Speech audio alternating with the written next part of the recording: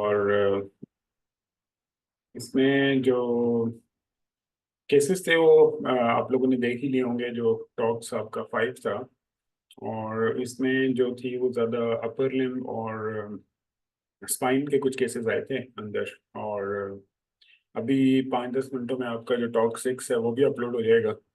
और उसको आप लोगों के पास थोड़ा टाइम कम होगा, क्योंकि कल हम उसकी भी डिस्कशन जो है वो करना चाह रहा हूँ मैं, ताकि आप लोगों की जो ये है लोअर लिम्ब, वो प्रिडोमिनेटली लोअर लिम्ब होगा। और उसके बाद फिर हम जो है वो मूव करेंगे आगे अगले सिस्टम्स की तरफ। तो इसलिए जो है ना, ये आज आपके ये एक्सरेस के बाद जो ये 50 नंबर तक जाएंगे, 51 से 75 जो केसेस हैं वो आपके अब अगले टॉक्स में होंगे। और उसके अंदर जो है वो भी आप कोशिश करेंगे, जिस तरह इसमें आप लोगों ने टू दी पॉइंट सारे आंसर्स किए हैं, और अब आप लोगों के आहिस्ता आहिस्ता बेहतर होते जा रहे हैं आंसर्स।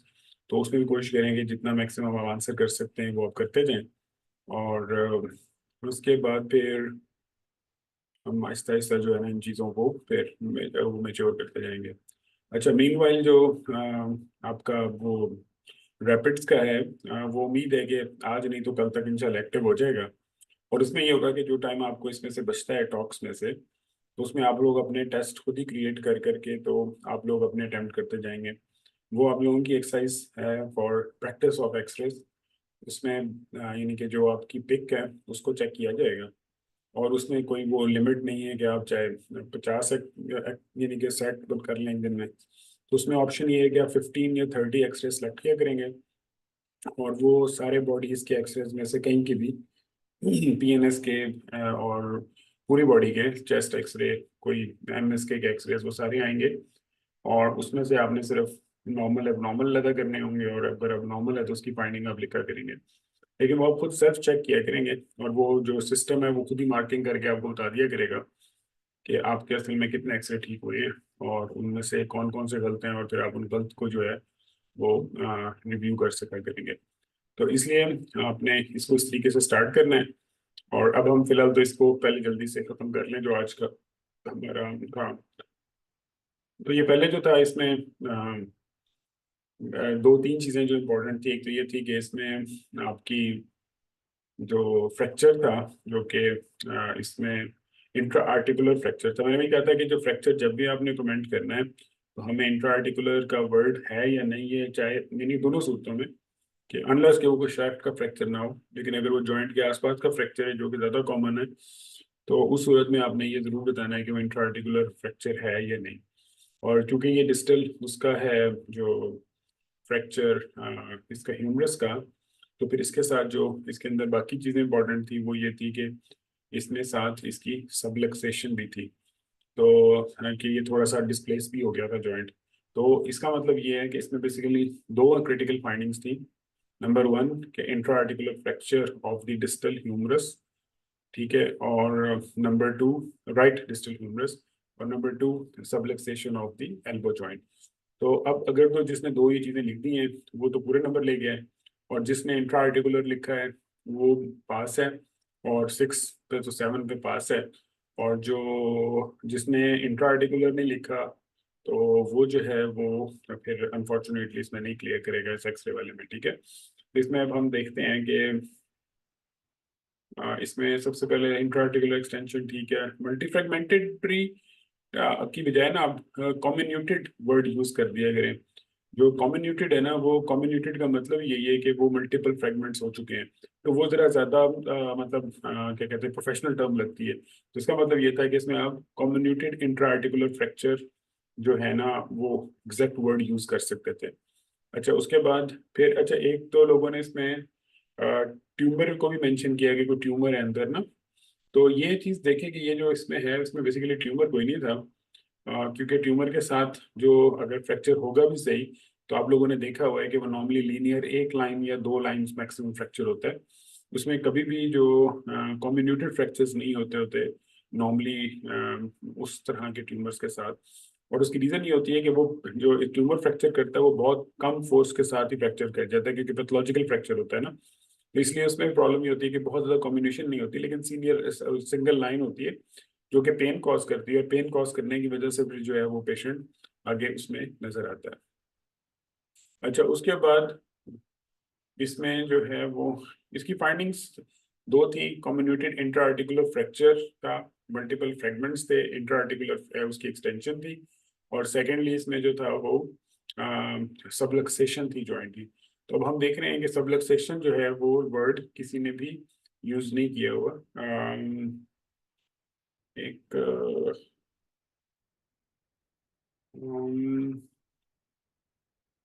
ठीक है, वैसे बाकी सारों ने तकरीबन ऑलमोस्ट सारों ने।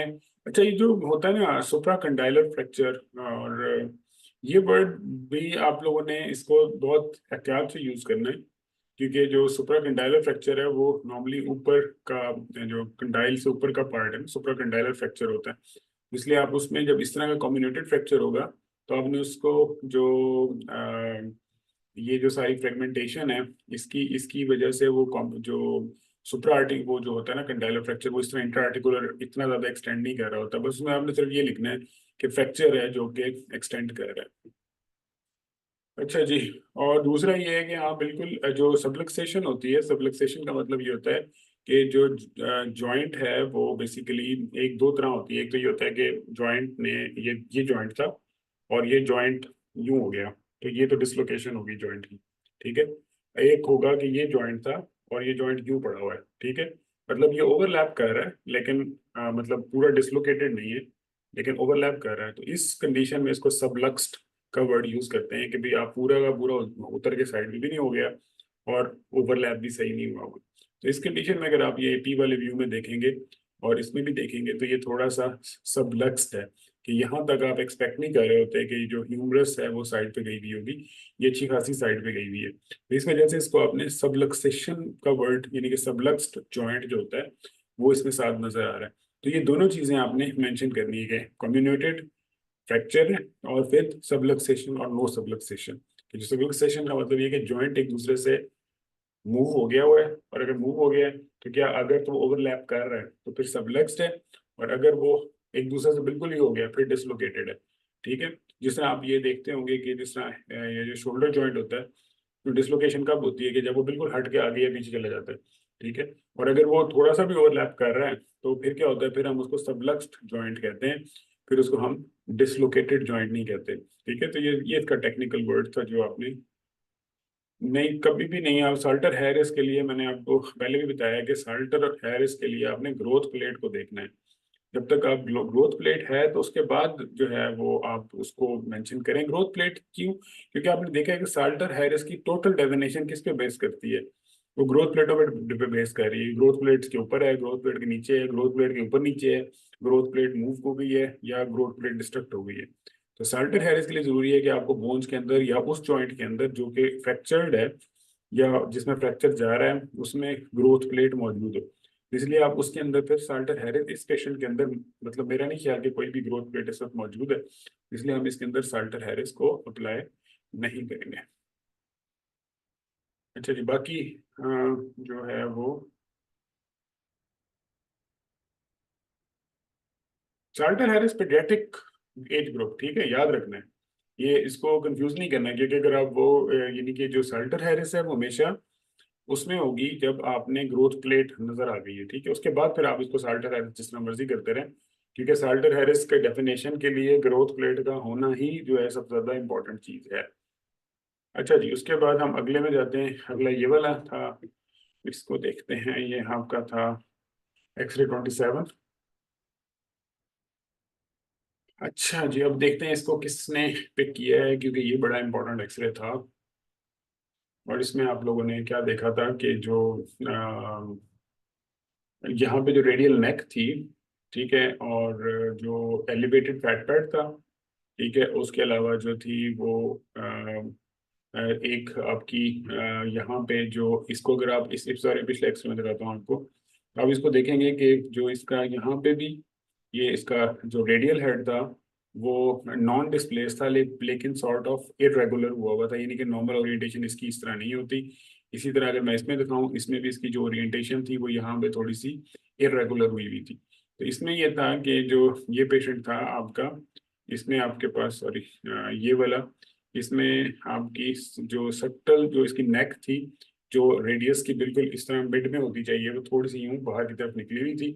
और उसकी वजह से साथ दूसरा क्या फाइंडिंग थी कि जो इसके पोस्टीरियर फैट पैड था विजुलाइज हो रहा था और एलिवेटेड इंटीरियर फैट पैड था।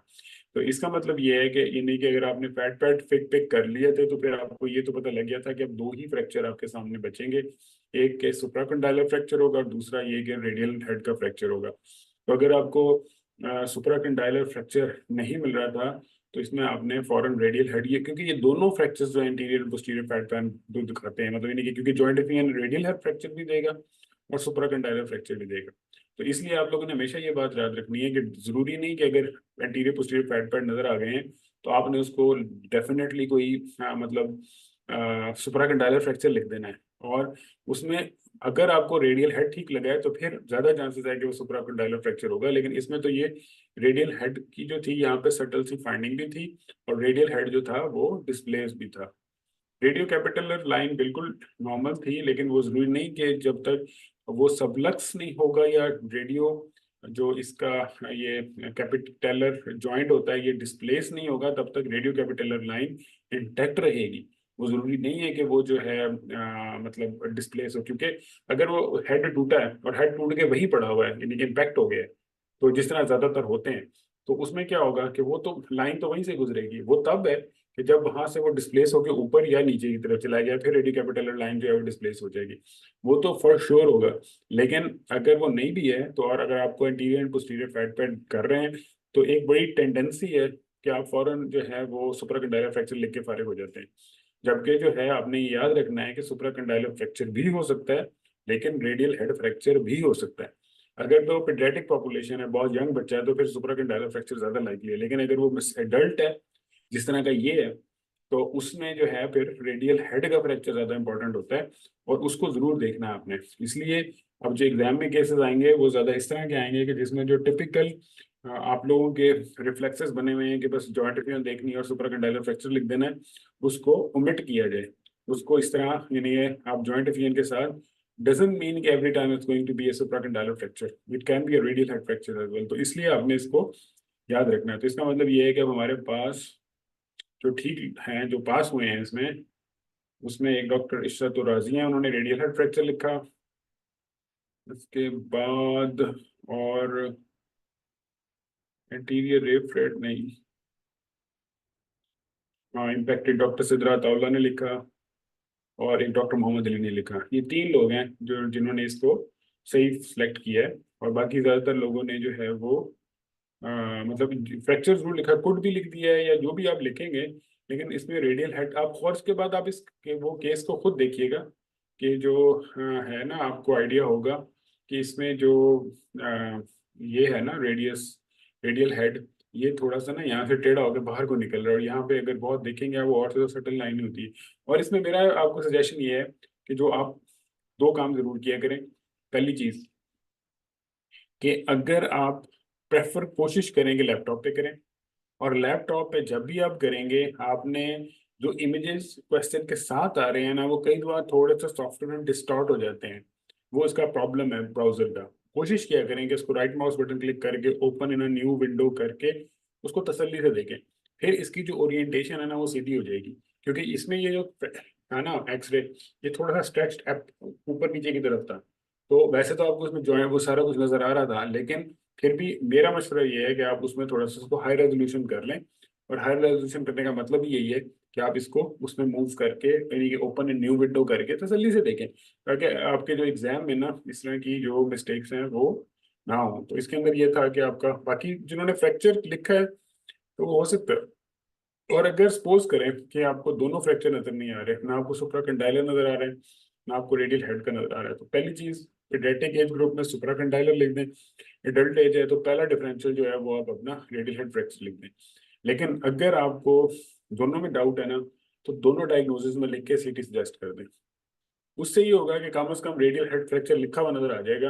अगर तो आपको सुप्राकंडाइलर फ्रैक्चर नजर आ गया है बिल्कुल क्लियर, तो फिर जरूरत नहीं है रेडियल हेड फ्रैक्चर लिखने की। लेकिन अगर आप डाउट में है ना कि वो नजर नहीं आया आपको, आपका अंदाजा है कि हो सकता है हो ना हो सकता ना हो, तो फिर रेडियल हेड फ्रैक्चर एडल्ट में जरूर ऐड करें, उसको ना छोड़ें। उसकी वजह से जो है ना फिर नंबर आपके डिटेक्ट हो जाते हैं। अच्छा जी, अगला जो पेशेंट था वो अब क्या था, कि इसमें आपके पास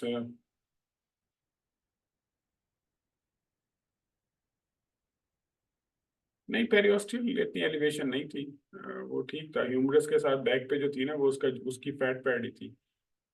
अच्छा जी, इसमें जो था आपने देखा ये जो सबसे पहले क्या था कि जो इसमें भी पोस्टीरियर विजिबल फैट पैड था। दूसरा, रेडियो कैपिटलर लाइन ठीक थी, एंटीरियर फैट पैड था। लेकिन जो इसमें रेडियल हेड का जो फ्रैक्चर था जो फाइसिस की तरफ से आ रहा था। अब ये देखें, ये जो है, ये जो एक्सरे है, यानी कि जो इसमें आपको नजर आ रहा है कि ये ग्रोथ प्लेट्स अभी तक इंटैक्ट है। तो अब अगर ग्रोथ प्लेट नजर आ गई है ना, अब आपके आधे नंबर जो हैं वो तो हैं एक्सरे को ढूंढने में, और आधे नंबर आपके साल्टर हैरिस क्लासिफिकेशन के हैं।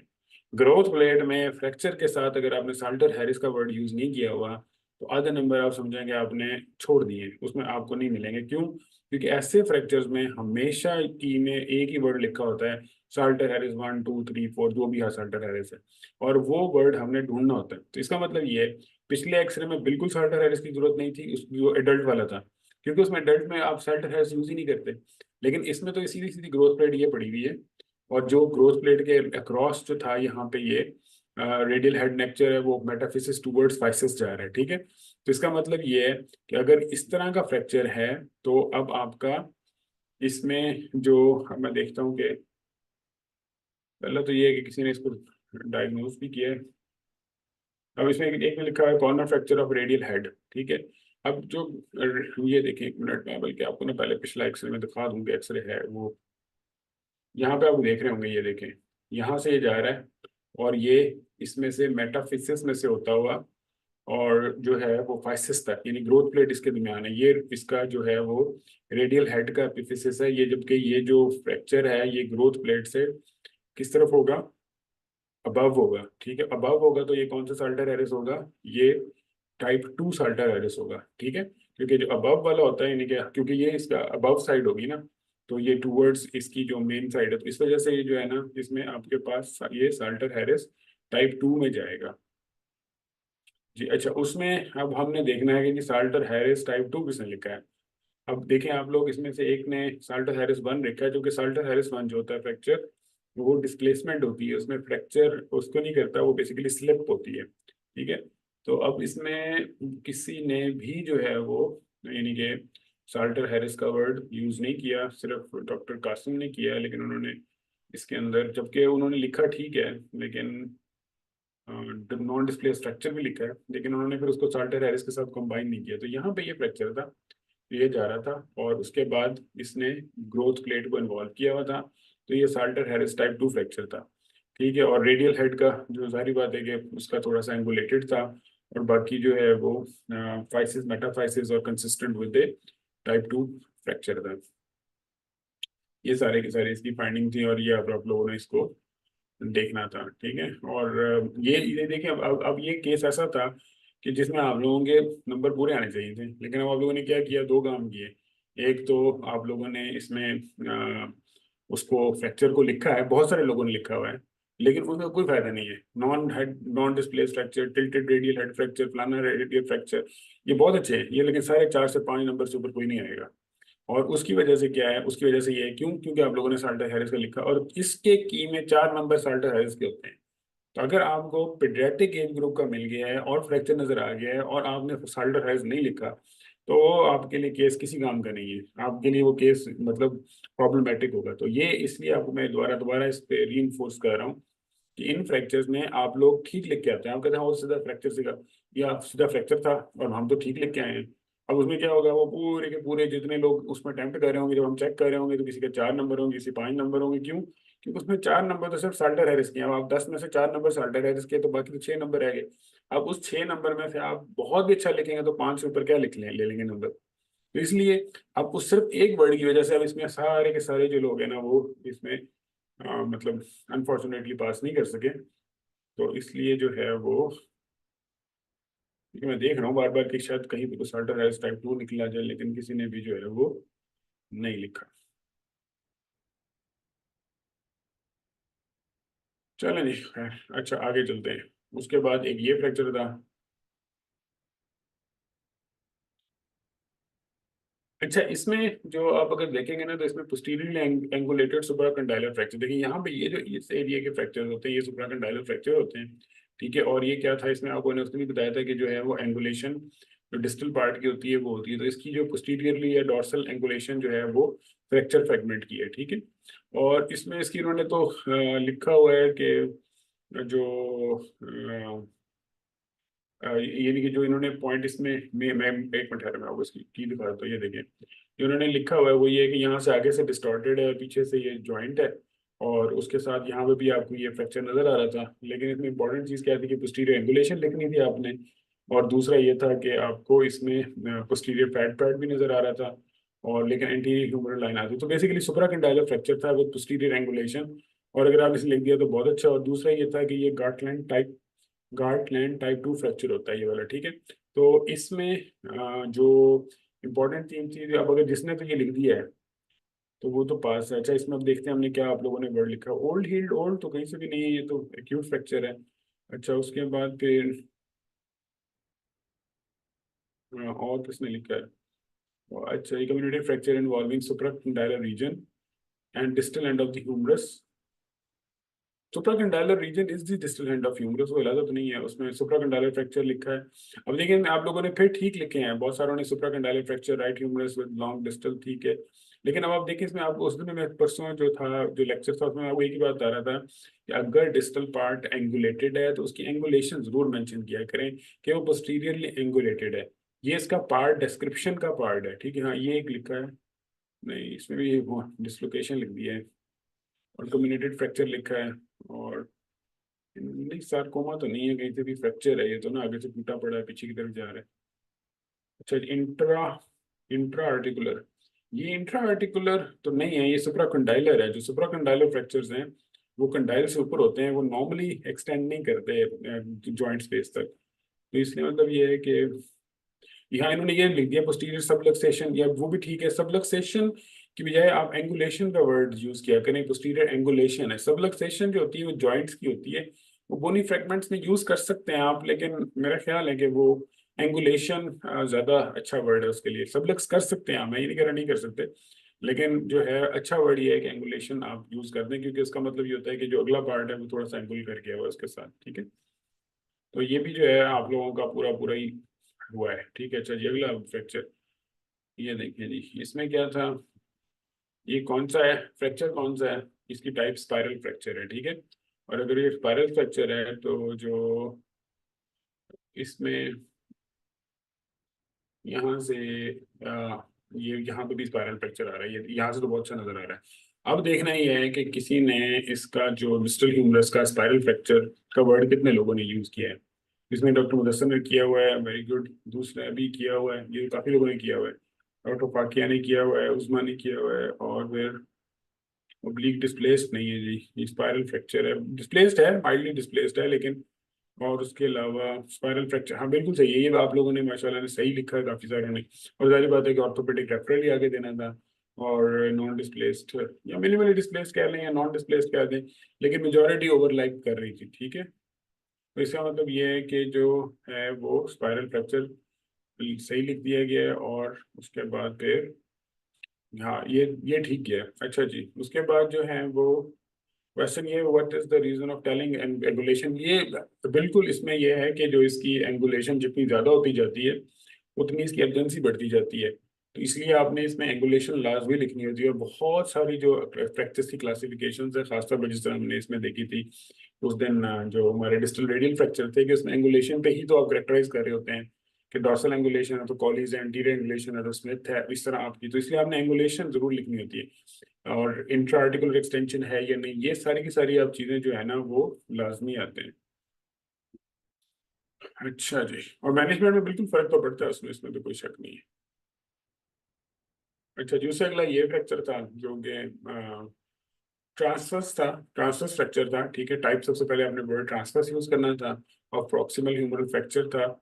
और इसमें अगर आप देखें तो ये इसमें एंटीरियर डिस्प्लेसमेंट थी, और उसके बाद जो दूसरी चीज थी वो ये थी ये इंटीरियरली आया हुआ है यहाँ से अगर आप देखें ना। अच्छा, उसके बाद फिर डिस्प्लेसमेंट थी, और एक्स्ट्रा आर्टिकुलर था, और ग्लिनोह्यूमरल जॉइंट की कोई डिसलोकेशन नहीं थी।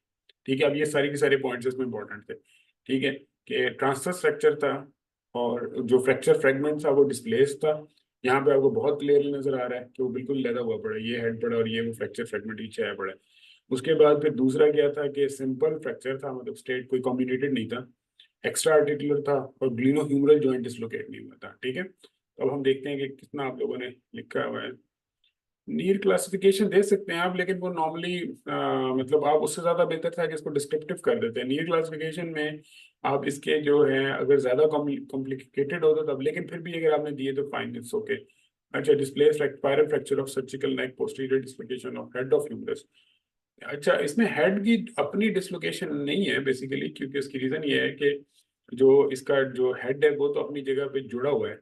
ठीक है, ये अगर डिस्प्लेसमेंट होगी तो अब शाफ्ट की होगी। ठीक है, और fracture of surgical neck of, ठीक है, लेकिन वही है बात के, नीड भी ठीक है, लेकिन आपने इसमें जो फाइंडिंग्स लिखनी थी वो दोबारा मैं आपको बताता हूँ। एक्स्ट्रा आर्टिकुलर थी, हेड वो जो ग्लिनोह्यूमरल जॉइंट था उसकी डिसलोकेशन नहीं थी। ठीक है, और उसके बाद फिर ये इसकी जो थी वो आगे एंटीरियर डिस्प्लेसमेंट आ रही थी। उसके बाद फिर वो जो है नो ग्लिनो, ये सारे के सारे इसमें जो थे वो इसके फीचर्स थे। और इसमें बस वही मैं देख रहा हूँ कि उससे जॉइंट पे, ग्लिनोह्यूमरल पे कम जो है वो लोगों ने मेंशन किया हुआ है, जबकि अगर इतना करीब जॉइंट हो तो फिर आइडियल अच्छा होता है कि आप उसकी लिख देंगे नो सबलक्सेशन और displacement of the glenohumeral joint. जी, एंटीरियर डिस्प्लेसमेंट ऑफ दी, ये है जो शाफ्ट है। ठीक है, मतलब टूट के वो आगे आई हुई है, तो इसलिए जो है ना एंटीरियर मीडियल भी कह सकते हैं आप, लेकिन वो मतलब आगे की तरफ आई हुई है, और बेसिकली वो एंटीरियरली यानी यहाँ पे इसको, यहाँ से वो आपको थोड़ा सा आइडिया हो रहा है कि ये एंटीरियर मूव कर गई हुई है। तो इसलिए जो है ना, और शॉर्टनिंग है क्योंकि इस वजह से थोड़ा ओवरलैप भी हुई है, तो ये सारे के सारे फीचर्स इसमें जो थे वो इम्पोर्टेंट थे। और ये क्या हो गया, काफी पीछे चले गए, 1 मिनट है। तो ये तो हम वहाँ चले गए हैं। ये हो गया, ये हो गया, ये हो गया। ये भी हो गया, ये भी हो गया। ये वाला चल रहा था, अब ये वाला आएगा। अच्छा जी, ये अब आप लोगों के वही जो टिपिकल एक्सरेज आते होते हैं शोल्डर जॉइंट डिसलोकेशंस के। ठीक है जी, और इसमें अब हमने ये देखना है कि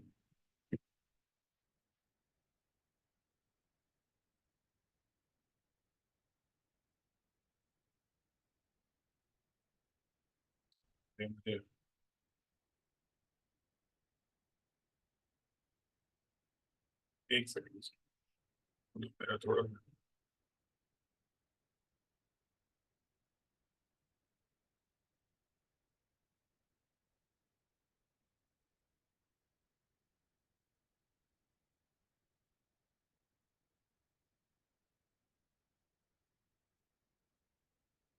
थोड़ा सा ना, पता क्या किया है ये, लेकिन ना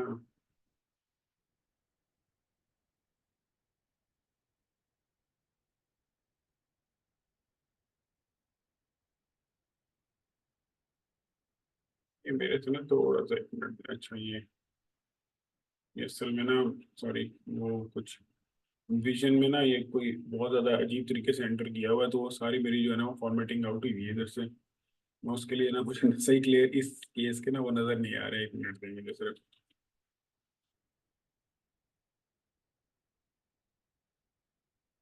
अच्छा चलेगा यार, हम इसको, वो मुझे इतना क्लियर नजर नहीं आ रहा आप लोगों ने क्या लिखा हुआ है, लेकिन ये जो था इसमें एक तो आपको आइडिया था कि जो जितनी राउंडेड इसकी अपीयरेंस थी, और जिस तरह ये नज़र आ रहा था ह्यूमरल हेड, और दूसरा ये था कि ग्लिनोइड और जो ह्यूमरल हेड है उसमें कोई ओवरलैप नहीं था, और जो स्मूथ कॉन्टूर होता है जो यहाँ से और इस तरह बनता होता है, इसमें भी ये डिस्ट्रप्शन आई हुई थी। तो इसका मतलब ये था कि ये तो आपको पता लग गया था कि इसमें जो है वो डिसलोकेशन तो हुई भी है।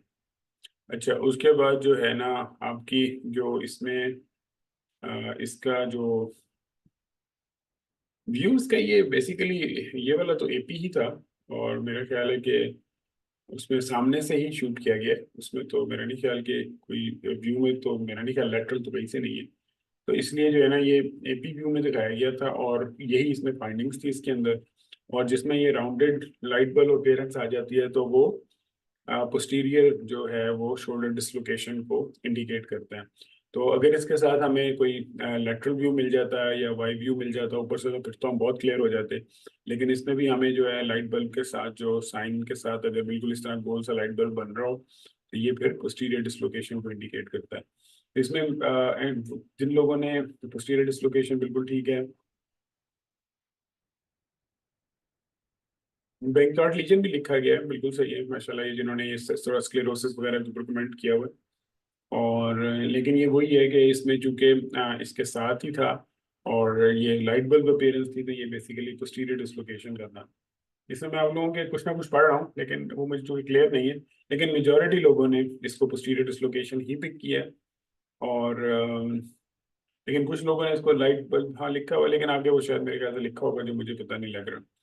लेकिन ठीक है, ये आप लोगों का कंपैरेटिवली जो है वो, एक सेकेंड दे आप, हाँ ठीक हो गया, मेरा अगला वाला एक्सरे ठीक है। अच्छा जी, ये हो गया। उससे अगला जो था, अब ये वाला जो एक्सरे था, इसमें अब आपकी फाइंडिंग्स पहले देखें आप, कि आपके एक तो दो मेन फाइंडिंग्स थी। एक तो ये था, ये कम्युनेटेड इंट्राआर्टिकुलर फ्रैक्चर था प्रॉक्सिमल राइट ह्यूमरस का, जो कि यहाँ तक अंदर तक जो एरियाज थे वहां तक पहुंचा हुआ था, यानी कि जो इसका हेड था वो भी इन्वॉल्व था, और वो जो उसके बाद दूसरा क्या था कि डिसलोकेशन ऑफ ह्यूमरल हेड और ग्लिनोइड भी था। ठीक है। तो इसका मतलब ये था कि ये दो दो चीजें जो आपने इसमें देखनी थी, वो एक तो ये था कि communicated intraarticular fracture of proximal right humerus with associated dislocation of glenohumeral joint. दो चीजें फाइंडिंग्स थी, एक इसका फ्रैक्चर जो कि मतलब सारे का सारा डैमेज होके आगे तक पहुंचा हुआ था, और दूसरा ये कि उसकी डिसलोकेशन। तो इसलिए जिस जिस नो के अंदर ये लिख दिया आप लोगों ने कि मतलब फ्रैक्चर और डिसलोकेशन दोनों, ग्रीनोह्यूमरल जॉइंट की डिसलोकेशन विद फ्रैक्चर, तो वो, और इंटर आर्टिकुलर लिखा तो बहुत अच्छी बात, लेकिन अगर इंटर आर्टिकुलर नहीं भी लिखा, तो यानी कि fracture with displacement of the head जो है वो यहाँ पे हेड पड़ा हुआ है, और साथ ये फ्रैक्चर। आप देखते हैं कि आप लोगों ने क्या क्या लिखा है। हाँ, डिसलोकेशन ठीक है, पहले भी लिखा, सही लिखा है, कंप्लीट डिस्प्लेस कम्युनिटेड फ्रैक्चर। कम्युनिटेड से ज्यादा, हाँ ठीक है, कम्युनिटेड का वर्ड ठीक है वैसे, सही, क्योंकि काफी सारे फ्रेगमेंट्स हुए हुए हैं इसके, तो ठीक है। अच्छा, उसके बाद फिर fracture of proximal end of humerus with anterior dislocation. इस पे जब जब आपका इस तरह कॉम्प्लिकेटेड हो जाए ना, तो बस आप डिसलोकेशन लिखा करें। एंटीरियर पोस्टीरियर डिसलोकेशन तब इम्पोर्टेंट है जब सिर्फ डिसलोकेशन हो और बाकी इतने सारे कोई फ्रैक्चर ना हो। तो इसलिए आप इसमें इसमें सिर्फ यही सजेस्ट कर दें। उसके बाद फिर जो है, फोर्थ पार्ट नहीं है, क्योंकि फोर्थ पार्ट में तो आपको पता है कि वो इसके भी काफी सारे पार्ट्स अलग अलग हो जाते हैं, तो इसमें मेरे ख्याल से इस पे शायद फोर्थ पार्ट तो नहीं है, टू या थ्री पार्ट होगा। अच्छा, उसके बाद फिर कंप्लीट, वेरी गुड, ठीक लिखा है, display structure of surgical neck with Bankart lesion, तो नहीं होगा ये तो पूरे का पूरा हेड ही उड़ा हुआ है इसका ना। अच्छा, उसके बाद फिर complete displaced structure of head of humerus. या बस इसमें आपने दो चीजें अलग अलग लिख देते ना, तो फिर अच्छा था। एक तो ये था कि intraarticular fracture of from proximal right humerus, number two dislocation of glenohumeral joint. बस ये दो चीजें लिख देते तो बस पूरे के पूरे नंबर थे, और ऑर्थोपेडिक को रेफरेंस कर देना था।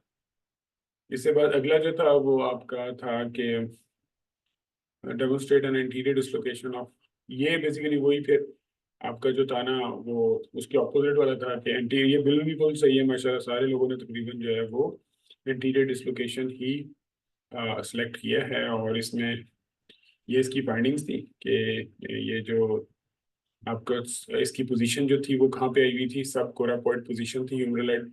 और अगर सब कोराकॉइड पोजीशन हो जाए, यानी कि जो उसके साथ, तो ये मोस्ट लाइकली जो है वो आपकी, क्योंकि जब इंटीरियर डिस्लोकेट होता है तो वो फिर जो कोराकॉइड प्रोसेस है ना, उसके नीचे ही आ जाता है यहाँ पे, तो इसलिए जो है वो सब कोराकॉइड प्रोसेस में आ गए। और उसके बाद फिर जो था ये, यहाँ से भी इसकी पोजीशन एंटीरियर डिसलोकेशन जिस तरह की थी, लाइट बल्ब साइन वाला टिपिकल जो पैटर्न होता है वो नहीं था, आपने देखा है कि उससे इतना ही पड़ा हुआ है ये। तो ये जो है सिंपल आपकी interior dislocation of left glenohumeral joint, जो कि आपका एक बड़ा कॉमन केस है उसके अंदर, तो वो उसका है ये इम्प्रेशन। ठीक है। अच्छा, इसके बाद फिर जो अगला क्वेश्चन था वो ये था, इसमें क्या था कि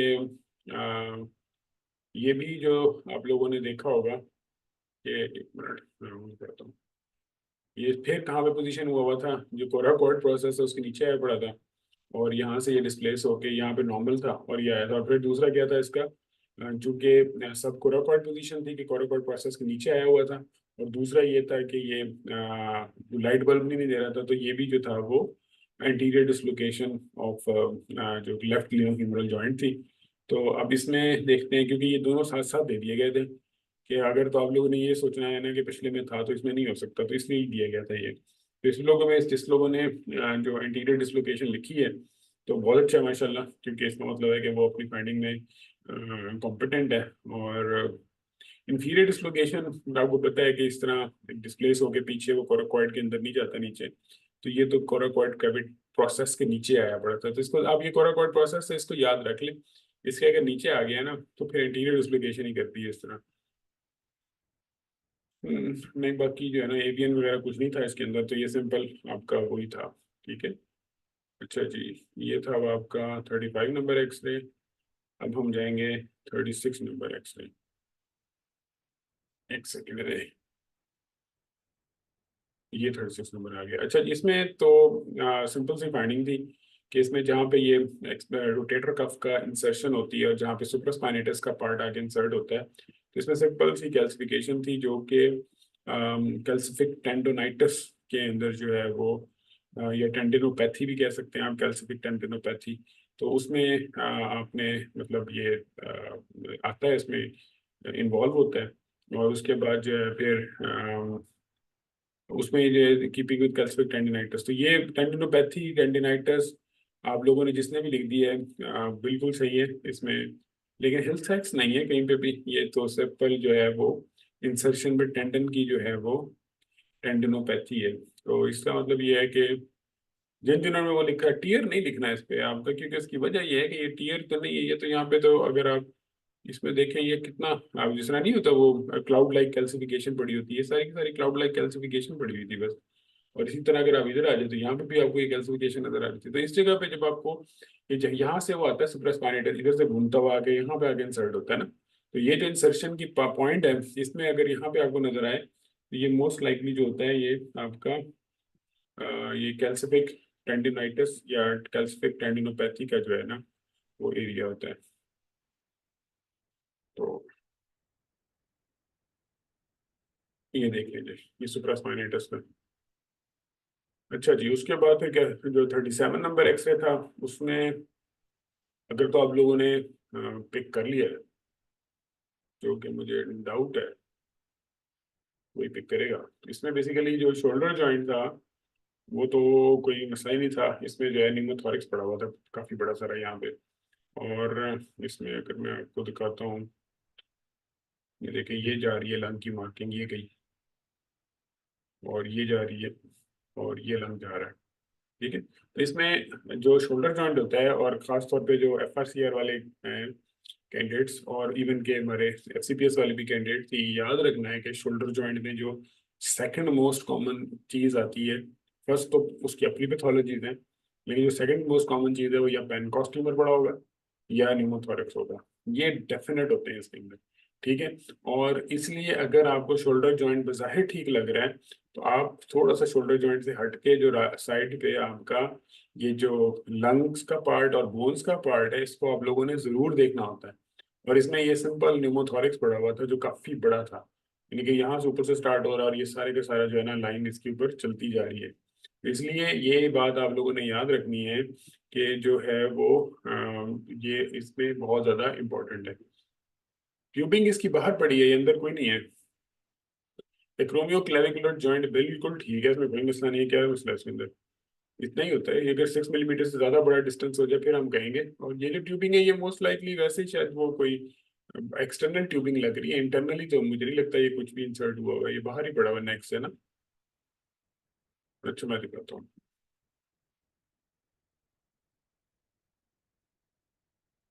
ये लेंगे, इसके अंदर जो है एनोटेटेड इमेज देख लें आप, और उसमें ये पूरी की पूरी एक लाइन जा रही है जो कि निमोथोरिक्स की है, जो कि इसकी मेन फाइंडिंग थी।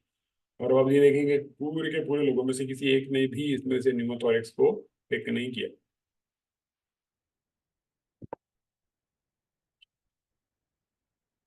आज के टॉक्स में तो मेरे ख्याल है कि मुश्किल से कोई पास होने लगा है, क्योंकि अभी तक तो परफॉर्मेंस कोई बहुत अच्छी नहीं आ रही किसी की। पोस्टीरियर शोल्डर डिसलोकेशन नहीं है, पोस्टीरियर शोल्डर डिसलोकेशन नहीं है।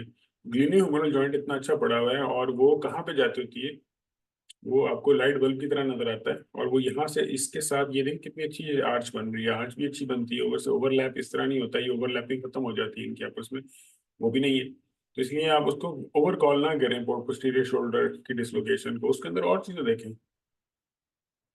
अच्छा जी, इसके बाद फिर अगला जो केस था वो आपका ये था, जो कि अब क्या हुआ हुआ यहाँ पे, ये तो आप लोगों को पिक फौरन कर लेना चाहिए था, चलिए शुक्र है माशाल्लाह काफी सारे लोगों ने पिक कर लिया है कि इसमें जो आपका लेफ्ट एक्रोमियो क्लेविकुलर जॉइंट था वो यहाँ से यहाँ तक डिस्टर्ब हो चुका था और ऊपर जा चुका हुआ था। ये नहीं देखें, ये देखें, और इंफीरियर ऑफ मार्जिन जो है वो इसके ये वाली जो पार्ट होती है इसके एक्रोमियन के साथ आके ज्वाइन करता है ना, तो वो जो इसकी जॉइंट है यहाँ पे एक्रोमियो क्लेविकुलर का, तो वो डिस्टर्ब हो गया। तो डिस्टर्ब होने के बाद जो क्लेविकल है वो नेक की तरफ मूव कर गई है ऊपर, ठीक है। तो इसमें सिंपल जो थी वो आपकी रॉकवुड क्लासिफिकेशन इसमें आती है, तो इसमें ग्रेड 5 दी हुई है इसने ना, कि ग्रेड 5 एक्रोमियो क्लेविकुलर जॉइंट इंजरी है। तो इसमें जो देखते हैं अब किस किस ने सही लिखा है, तो इसमें सिर्फ अगर आप लोगों ने दो चीजें लिख दी है ना, कि एक्रोमियो क्लेविकुलर जॉइंट की डिसलोकेशन और with superior movement of the clavicle, यानी कि ये दो चीजें हैं ना इसमें, जो यानी कि एक तो वो डिस्टर्ब हुआ है और डिस्टर्ब होने के बाद क्लेविकल भी ऊपर चली गई हुई है। तो ये जो ऊपर चली गई है और ये अगर आप लोगों ने ये दोनों चीजें लिख दी हैं तो फिर आप लोग बिल्कुल परफेक्टली जो है पास कर चुके हैं। और अगर आपने सिर्फ एक रोमियो क्लेविकुलर की जॉइंट की डिस्ट्रक्शन लिखी है तो फिर आप मार्जिन पे बस पास हैं, मतलब 5.5 नंबर मिलेंगे। और ग्रेड 3 नहीं है, ग्रेड 3 में डिस्ट्रक्शन होती है लेकिन उसके बाद फिर वो ऊपर को मूवमेंट भी तो कर गई है ना ये। डिस्प्लेस लाइफ टिकलो में क्लेविकुलर जॉइंट थोड़ा सा और आगे मजीद लिख देते हैं ना आप लोग, तो वैसे इनमें से मेरे ख्याल है कि लेफ्ट सुपीरियर, पोस्ट सुपीरियर, जब इन्होंने क्रोमियो क्लेविकुलर जॉइंट, इसके अंदर आपने जो लिखना था ना वो था disruption of left acromioclavicular joint, elevated clavicle above the level of acromion, markedly widened coracoclavicular distance, or consistent with the Rockwood 5 acromioclavicular joint injury, no glenohumeral joint dislocation। ये इसके अंदर ना जो आपकी डिस्क्रिप्शन है, अब जो टॉक्स में आपको मिलेगी उसको आप एक बार रीड कर लीजिएगा और इनको फिर आपने दोबारा इसको केस को देख लेना है। जी पोस्टीरियर होती है, लेकिन मेरा ख्याल है शायद उसी वजह से इन्होंने दी हुई है कि जो वाइडेंड होके वो उससे ऊपर चला गया हुआ है, तो उसमें दिया हुआ है, लेकिन उन्होंने इसे रॉकवुड 5 में ही डाला हुआ है। अच्छा जी, उसके बाद क्वेश्चन नंबर 39 जो है वो ये फिर एक आ गया है, ठीक है। और इसमें फिर वही एसी जॉइंट फोकस्ड है, और इसमें फिर आपका ये देखिए जी, यहाँ पे बाइडेन कोरेक्टोएक्लोवियर, ये जो इसका डिस्टेंस है ये भी ज्यादा हुआ हुआ है। और दूसरा ये कि inferior margin of clavicle is above the superior margin of the acromion, इसका भी मतलब ये है कि डिस्टर्ब हो गया हुआ है। तो इसका मतलब ये है कि ये भी एक्रोमियो क्लेविकुलर जॉइंट की इंजरी है। और इसमें भी वही एक्रोमियो क्लेविकुलर जॉइंट डिसलोकेशन टाइप 2 ठीक है, और ये भी तकरीबन सारे ठीक है। डिसलोकेशन 3 भी ठीक है। इसकी ग्रेडिंग एक तो दोबारा देख लीजिएगा इसी जॉइंट की, वो उसके हिसाब से कर लीजिएगा और साथ लिख दीजिएगा कि आपकी उस ग्रेडिंग का क्या मतलब है। अब ये एक और फिर था पेशेंट, इसमें फिर हुई आपके पास जो थी क्या क्या फाइंडिंग्स थी कि एक तो मिड क्लेविकुलर फ्रैक्चर था आपका, यहाँ पे सारे का सारा, ओए सॉरी, अच्छा ये मिड क्लेविकुलर फ्रैक्चर था, कम्युनिटेड फ्रैक्चर था। उसके बाद फिर इंफीरियर एंगुलेशन थी इसकी, देखिए इंफीरियर को चला गया, डिस्टल पार्ट होता है इसका वो इंफीरियरली एंगुलेट कर गया हुआ है, ठीक है। और डिस्प्लेसमेंट भी इसकी नीचे की तरफ चली गई हुई है। तो ये दोनों इसमें फाइंडिंग है कि डिस्प्लेसमेंट प्लस एंगुलेशन, ठीक है, डिस्प्लेसमेंट नीचे की तरफ हुई है और एंगल भी उसने जो इस तरह होना चाहिए था वो एंगल भी उसका नीचे की तरफ जा चुका हुआ है। इसका मतलब ये है कि इसमें आपने जो इंपॉर्टेंट चीज़ थी वो क्या थी, कि मिड क्लेविकुलर फ्रैक्चर का, मिड सॉरी क्लेविकल का fracture with inferior angulation and inferior displacement of the fracture fragment, या जो वो distal fracture fragment जो भी था इसके अंदर, ठीक है। तो उसके बाद बाकी आगे जो एक्रोमियोक्लेविकुलर जॉइंट था, क्योंकि क्लेविकल की इंजरी थी, तो आपने इस पे भी जरूर कमेंट करना था कि जो एक्रोमियोक्लेविकुलर जॉइंट था वो ठीक है और इसमें कोई मसला नहीं है। ठीक है, तो इसका सिर्फ यही आपने दो चीजें लिखनी थी। अब देखते हैं इसमें इवन एंगुलेशन, एंगुलेशन भी ठीक है, लेकिन अगर आप इसकी एंगुलेशन लिख देते ना कि इंफीरियर है या सुपीरियर है, कि अगर वो ऊपर की तरफ उठ के इस तरह गया होता तो सुपीरियर एंगुलेशन थी, अब उसके से नीचे गया हुआ है तो इंफीरियर एंगुलेशन। और ये उन्होंने एंगुलेशन बना के भी दिखाई है आपको, ये देखें कि ये स्ट्रेट आना इस तरह चाहिए था, लेकिन ये इंफीरियरली एंगुलेट कर गया, नीचे की तरफ चला गया जो डिस्टल फ्रेगमेंट है। और दूसरा डिस्प्लेसमेंट भी इसकी नीचे की तरफ चली गई, ये देखिए नीचे आया हुआ, तो ये डिस्प्लेसमेंट विद इंफीरियर एंगुलेशन थी। लंग की लाइनिंग जो है वो न्यूमोथोरिक्स शो कर रही है। भी देख लेते हैं, पहले मैं देखता हूँ, इसमें इसमें नहीं मुझे पता लग रहा, मैं उसमें देखता हूँ। नहीं, इसमें देखें आपको बात बताता हूँ, जो यहाँ पे अगर आपको न्यूमोथोरिक्स नजर आएगा ना एपेक्स पे, तो चूंकि लंग मार्किंग्स यहाँ पे वैसी स्कैंटी होती है ना, तो आपको लंग मार्किंग्स तो मेरे ख्याल है अगर आप सिर्फ इतना फोकस करके किसी की भी देखेंगे ना, तो लंग मार्किंग खास नजर नहीं आएंगे आपको। तो आपने क्या देखना होता है यहाँ पे, जब भी न्यूमोथोरिक्स देखना है आपने रिब्स के दरमियान में लाइन ढूंढनी होती है, क्योंकि एक्स्ट्रा लाइन इनके दरमियान से इस तरह क्रॉस करती तो नहीं जा रही। तो इसमें तो इस तरह की कोई जो है वो लाइन यहाँ से क्रॉस करती नहीं जा रही, ये नहीं, ये वाली लाइन नहीं है, ये इस तरह की लाइन इसके साथ साथ नहीं जाती होती कभी भी, लाइन दोनों के दरमियान में आती होती है। यानी कि ये अगर जा रही होती ना लाइन, टू लाइन होती तो इस तरह एंगल करती, ये तो प्लूरा के साथ साथ जा रही है ना। नहीं, ये यही बता रहा हूँ, ये वाली लाइन मैंने देख ली जो आप जिस पर निशान लगा रहे हैं, लेकिन इसका मसला ये है कि इस लाइन के ऊपर ये जो है वो, एक मिनट,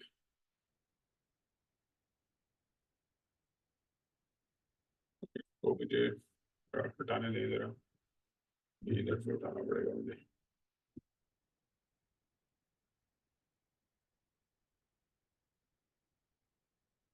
अच्छा जी, हाँ वो हट गई। अच्छा जी ठीक है, इसमें जो था ना, इसमें आपको इस तरह देखिए, मैं बताता हूँ, ये जो लाइंस है ना, ये देखिए ये इसके लंग के साथ साथ पैरेलल चलती आ रही है। ठीक है, ये देखिए ये लाइन, ये इस तरह की लाइन जो होती है ना, ये होती है बेसिकली मैक इफेक्ट की वजह से ना, थोड़ा सा एडिशनल आर्टिफैक्ट आ सकता है। लेकिन जो उसकी लाइन होगी ना, वो इसके साथ बोन को टच करती है, इसके पैरेलल नहीं जाती, वो इसके इधर आ रही होगी, इस तरह जा रही होगी, और या फिर ये इनके दरमियान में आपको इस तरह जाती नजर आएगी। तो इसलिए अगर आपको सस्पिशन एक्सपोज करें एग्जाम में, आपको सस्पिशन है लिख दें, कोई मसला नहीं है। लेकिन अगर आपको यानी कि फिर उसको आप डेफिनेट डायग्नोसिस नहीं बनाएंगे, क्योंकि अगर ये होता तो ये न्यूमोथोरिक्स थोड़ा सा एंगुलेट करता है, ये इसके साथ साथ ना जाता चेस्ट वॉल के। ठीक है, मैं आपको वो भी दिखा देता हूँ जो कि पहला था, ये देखें, इसमें अब आप ये देखें कि कितना क्लियर कट, या एक मिनट जरा, अब आप इधर देखें ये क्या हो रहा है, यहाँ से ये इसकी लाइन जा रही है, और ये देखें किस तरह इसने एंगल चेंज करते जाना है उसके साथ साथ साथ साथ, ये देखिए, और यहाँ से लेके यहाँ तक आपको बिल्कुल क्लियर कट पता लग रहा है।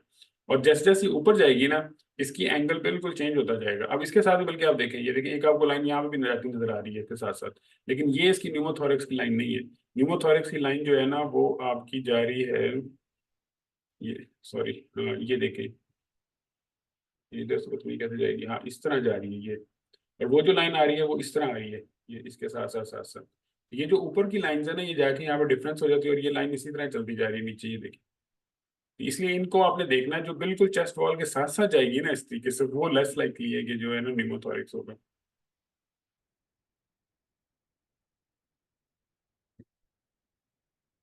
अच्छा जी, उसके बाद फिर हम दोबारा उधर ही आए। अब इसमें देख लिया हम, अच्छा जी, उसके बाद फिर अगला केस पे चलते हैं हम, 41। अच्छा जी, इसमें आपका था कि जो मिनिमली डिस्प्लेस फ्रैक्चर था, जो कि ये देखिए, अच्छा इसमें मिनिमली डिस्प्लेस फ्रैक्चर डिस्टल क्लेवल था, और दूसरा ये क्या था कि ये इंट्रा आर्टिकुलर था, क्योंकि ये जो है वो आपके उसमें जा रहा था एक्रोमियोक्लेविकुलर जॉइंट के अंदर, ये देखिए यहाँ चल रहा है। ठीक है, उसके बाद फिर क्या था कि नॉर्मल, लेकिन एसी जॉइंट जो था वो खुद इंटैक्ट था, और कोई डिस्प्लेसमेंट नहीं थी एक्रोमियोक्लेविकुलर जॉइंट की। और उसके बाद फिर वही बात के जो लंग है, इमेज लंग जो था वो नॉर्मल था। तो इसमें सिर्फ आपने ये लिखना था कि जो डिस्टल वन थर्ड का क्लेविकल का fracture extending into the acromioclavicular joint, और with no displacement of acromioclavicular joint, इन तीन फाइंडिंग थी। अब जिसने तो लिखा है ना कि डिस्टल फ्रैक्चर है, इसी जॉइंट का, तो बस बिल्कुल ठीक है। लेकिन आपने अगर ये साथ लिखा है कि वो इंट्रा आर्टिकुलर एक्सटेंशन है, तो ये बहुत अच्छी बात है, ठीक है। और उसके बाद अगर किसी ने ये लिखा है कि क्रोमियोक्लेविकुलर जॉइंट डिस्प्लेस नहीं हुआ हुआ, तो ये उससे भी अच्छी बात है। तो ये बेसिकली 3 ग्रेड्स में जो है इसकी मार्किंग होगी। और उसमें आपके पास यानी कि टॉप वो करेगा जिसने ये तीनों बातें लिखी हैं। तो हम देखते हैं कि उसमें किसने लिखी है कि इंट्रा आर्टिकुलर एक्सटेंशन पॉसिबल नहीं है, सीधा सीधा आर्टिकुलर या वो एक्सटेंशन जारी है। तो उसके बाद फिर फ्रैक्चर लेफ्ट डिस्टल क्लेविकल सिर्फ लिखा गया है। तो फ्रैक्चर नहीं लिखना है आपने उसके अंदर, वो लिख के और साथ अगर आपने ये भी साथ लिखा है कि कोई उसकी एक्रोमियोक्लेविकुलर जॉइंट की अपनी डिसलोकेशन नहीं है। ठीक है, लेकिन पूरा नहीं लिखा किसी ने भी, लेकिन चलें फिर भी 12 ठीक है। ये डॉक्टर मैमूना लिखा है कि fracture of left lateral end of with intraarticular extension, इन्होंने इंट्राआर्टिकुलर एक्सटेंशन दी है। और नहीं किसी ने दी। ठीक है, तो इसे ये देखिए, इसमें सिर्फ आपने जो ऐड करनी थी ना 3 बातें, वो याद रखते हैं कि इसमें इंट्राआर्टिकुलर एक्सटेंशन अगर वो क्या है हार्ट उस तक, तो वो लिखनी है आपने। उसके अलावा बाकी सेकंड में आपने वो बाकी सारी की सारी पॉइंट्स ये जरूर लिखने हैं कि ये था वो था, बाकी सारा जो था अभी आपको। ठीक है जी, अगला जो था वो एक्सरे 42 था। अब आगे हम स्पाइन की तरफ। ठीक है, अच्छा उसमें आगे अब आप लोगों ने देखते हैं, क्योंकि स्पाइन के एक्सरे तो आप लोग देखते रहते हैं, तो इसमें मेरा ख्याल है कि आप लोग थोड़ा सा बेहतर परफॉर्म कर रहे होंगे। हाँ जी, यहाँ पे जो देखा आप लोगों ने कि जो वर्टिब्रल बॉडीज थी T10 और T12 के जो है वेज फ्रैक्चर्स थे, ऑस्टियोप्रोसिस था। और क्योंकि और ऑस्टियोप्रोसिस और अगर इस तरह के फ्रैक्चर्स हों तो ये मोस्ट लाइकली जो है ऑस्टियोप्रोटिक कोलैप्स ही होते हैं। और बाकी जो है L1 का जो सुपीरियर एंड था वो भी थोड़ा सा कंप्रेस हुआ पड़ा था। तो ये जो आपके इसमें मल्टीपल यानी कि बेसिकली इसको वो ही ऑस्टियोप्रोटिक कोलैप्स था। तो इसमें वेज फ्रैक्चर्स ऑफ, ठीक है राइटली, ये ठीक है, डॉक्टर फकीया ने बिल्कुल ठीक लिखा है। और ये anterior collapse of L3 and L5 लिखा है जिसने, वो इसको दोबारा देखें क्योंकि तो डॉर्सल स्पाइन है ना, लंबर स्पाइन तो नहीं है। उसके बाद फिर लेकिन बहुत सारों ने जो है, एक तो वर्टिब्रल बॉडी सही नहीं उठाई हुई, और दूसरा ये है कि अच्छा इसमें वर्टिब्रल बॉडी की हो सकता है आप लोगों को थोड़ा प्रॉब्लम हुआ हो इसमें, लेकिन आप लोग अगर इसको गौर से देखते हैं ना, तो आपको ये आइडिया हो जाना था कि जो रिब्स हैं उनकी जो ओरिजिन होता है ना, उससे थोड़ा सा आइडिया हो जाता होता है कि ये जो है वो L1 का लेवल था तकरीबन, तो ये D12 था, फिर D10, और यहाँ पे ये जो इस तरह आपने यहाँ से आइडिया लगा लेना था। ये लंबर स्पाइन आ रही थी नीचे जहाँ पे रिब्स नहीं साथ होती, तो रिब्स की हेल्प से आप कर सकते थे। रिब्स के साथ हमेशा देखना होता है आपने, इनमें वर्टिब्रल बॉडीज होती है ना, उसके साथ आपको यहाँ से भी पता लग रहा है कि यहाँ से ये रिब्स ओरिजिनेट कर रही हैं। जिस जिसके साथ रिब्स ओरिजिनेट करती जा रही हैं, जिस तरह यहाँ तक आपको रिब्स नजर आ रही हैं ओरिजिनेट करते हुए, तो आपकी, और इस जगह पे भी आपने रिब्स को देखना है कि आखिरी रिब आपको कहाँ नजर आ रही है। तो जो आखिरी जहाँ पे रिब आ रही है वो नॉर्मली T12 होगा, उसके ऊपर फिर T11 T10 इस तरह ऊपर चलते जाएंगे आप। तो इसलिए फिर इसमें अप्रोक्सीमेटली वो होता है। और अगर आपको ऊपर से सर्वाइकल नजर आ गया फिर तो बहुत अच्छी बात है, लेकिन अगर सर्वाइकल नजर नहीं आया तो फिर आपको लंबर स्पाइन से ऊपर आना पड़ता है। लंबर स्पाइन में L1 L2 L3 L4 देख के जहाँ पे रिब्स नहीं है, इसमें थोड़ी सी क्वालिटी का प्रॉब्लम था, लेकिन उसके साथ फिर आपको इसका आइडिया होना था। ये देखें, तो ये बेसिकली T12 था, ये आपका L1 था, यहाँ तक आपकी रिब्स आ रही थी, ये आखिरी रिब ये थी तकरीबन। उसके बाद फिर ये 11 था और ये D10 था। तो बाकी ऑस्टियोप्रोसिस था, फोकल काइफोसिस थी, और उसके साथ बाकी सारे के साथ था। तो इसमें जो सबसे ज्यादा इंपॉर्टेंट चीज थी वो ये थी कि एंटीरियर वेज फ्रैक्चर्स आप लोगों ने लिखने थे, और नॉर्मली एंटीरियर ही होते हैं। और दूसरा ऑस्टियोप्रोसिस जरूर लिखना था, ऑस्टियोप्रोसिस का वर्ड यूज किया करें, ऑस्टियोपेनिया ऑस्टियोमलेशिया नहीं, इसके लिए इतने अच्छे वर्ड्स। ऑस्टियोपेनिया अच्छा है, लेकिन इस एज के अंदर या इस तरह के जब एंटीरियर वेजिंग होना, तो ऑस्टियोप्रोटिक कंप्रेशन फ्रैक्चर्स कह सकते हैं हम। और जरूरी नहीं है कि इसमें कोई ट्यूमर भी हो या कोई प्रॉब्लम हो, ये सिंपल ऑस्टियोप्रोसिस के साथ भी पेशेंट्स जो है वो इस तरह के मल्टीपल वर्टिब्रल कोलैप्स करते हैं। और ये जो एरियाज होते हैं ना D12 L1 D9 10 11, ये वो है जहाँ पे मैक्सिमम जो है मूवमेंट एंगुलेशन हो रही होती है वर्टिब्रल बॉडीज की। अगर आप देखें ना कि आपका जो सेंटर ऑफ मूवमेंट है वो ज्यादातर इस जगह पे ही होता है, तो इसकी वजह से यहाँ पे ज्यादा कंप्रेशन फ्रैक्चर इस जगह होते हैं, और ये वही जगह है जहाँ पे बॉडी वेट भी मैक्सिमम ऊपर का नीचे ट्रांसफर होता है। तो इस वजह से यहाँ पे जो है जो फ्रैक्चर्स होते हैं ज्यादा, वो मोस्ट लाइकली ऑस्टियोप्रोटिक ही होते हैं। अच्छा जी, उसके बाद नंबर 43 था। अच्छा, इसमें हम आप देखते हैं अब लोगों ने कितनों ने सही पिक किया है। यस, ये खैर मैं पहले आपको व्यू दिखाता हूँ कि इसमें मसला था कहाँ पे। मसला इसका ये था कि अगर आपने जब भी देखना होता है तो आपने इस बारे में वापस आपको ला के दिखाता हूँ। यहाँ पे लेफ्ट एस आई जॉइंट और राइट एस आई जॉइंट, जो दोनों एस आई जॉइंट्स होते हैं वो भी आपने साथ ही इंक्लूड करने होते हैं, ठीक है। तो इसका मतलब ये है कि आपने जब तक के अगर एस आई जॉइंट्स नहीं देखे तो उनकी आप आदत बनाई है। फिर इसलिए आपको दिखाया गया था कि इसमें जो राइट एस आई जॉइंट था वो बेसिकली फ्यूज हो चुका था और उसके अंदर बिल्कुल जॉइंट स्पेस खत्म हो चुकी थी। तो इस वजह से जो है ना वो मोस्ट लाइकली ये जो था राइट साइडेड सेक्रोइलिटिस का था। और जब सेक्रोइलिटिस का पेशेंट होगा तो इसका मतलब ये है कि बाकी लंबर स्पाइन सारी ठीक थी। तो फिर एसिमेट्रिकल सेक्रोइलिटिस पेशेंट है, तो फिर जो है वो इसमें आपके लिए बाकी मुश्किल होगा। तो फिर हम देखते हैं कि इसमें काफी लोगों ने वैसे अच्छा पिक किए हैं। राइट सेक्रोइलिक जॉइंट डॉक्टर मुदस्सन ने लिखा है और उन्होंने बिल्कुल सही दिया है जो है एंकलोजिंग स्पॉन्डिलाइटिस। फिर उसके बाद जो है वो right sacroiliac joint noise space is not appreciated due to rotation। कभी भी sacroiliac joint की स्पेस कम नहीं होती, बिल्कुल स्ट्रेट आ रहा है, इसमें तो कोई मसला नहीं है। उसके बाद फिर ये भी है, इन्होंने लिखा है राइट का सेप्टिक आर्थराइटिस। अच्छा, जो सेप्टिक आर्थराइटिस होता है उसमें आप लोगों ने ये याद रखना है कि वहाँ पे ऑस्टियोपीनिया आ जाता है। तो अगर ऑस्टियोपीनिया के बजाय ऑस्टियो स्क्लेरोटिक एरिया या नॉर्मल पॉइंट बोन की डेंसिटी है ना, तो फिर आपने उसको सेप्टिक में नहीं डालना, क्योंकि सेप्टिक का मतलब ही है कि वहाँ पे इन्फ्लेमेशन है और जहाँ पे भी इन्फ्लेमेशन होगी वहाँ पे ऑस्टियोपोरोसिस थोड़ा सा होगा ही होगा, क्योंकि वहाँ पे ऑस्टियोक्लास्ट जो है वो जल्दी जल्दी बोन एब्जॉर्ब करना शुरू कर देते हैं। तो इसलिए आपने याद रखना है कि अगर आप सेप्टिक आर्थराइटिस लगा रहे हैं ना, दूसरी साइड पे फिर आपने वो नहीं डालना है इसमें स्क्लेरोसिस या इस तरह का कोई चीज़, ठीक है। और फिर डॉक्टर आमना ने लिखा है एंकलोजिंग स्पॉन्डिलाइटिस, इनका बिल्कुल ठीक है। और उसके बाद फिर डॉक्टर मैविश ने लिखा है राइट साइडेड सेक्रोइलिटिस, लेकिन डिफरेंशियल नहीं दिया हुआ है। उसके बाद फिर राइट एसआई जॉइंट डिसलोकेशन, नहीं डिसलोकेशन नहीं है, पार्ट फ्रैक्चर नहीं है, एनकलोजिंग एनकलोसिस ऑफ, ये डॉक्टर शारदीना ने दिया है। खैर काफी माशाल्लाह इसमें आप लोगों ने सही पिक किया है। Sclerosis and joint fusion of right sacroiliac joint, Kasam Khan ने भी दिया है। तो ये माशाल्लाह ठीक है, अच्छा पिक किया है, लेकिन इसको ऑब्वियसली है कि राइट साइडेड एसिमेट्रिकल यहाँ पे सेक्रोइलिटिस आ गया था। तो कुछ एक आगे लेफ्ट स्पॉन्डाइलोआर्थ्रोपैथी है, और उसके बाद जो है आप आगे देख सकते हैं। लेकिन वही है कि आप इसमें क्रॉनिक फीचर्स में ज़्यादा आपने जाना था, तो इसमें ठीक है, बस सही है माशाल्लाह। अच्छा जी, उसके बाद जो है फिर ये अगला था आपका, ठीक है।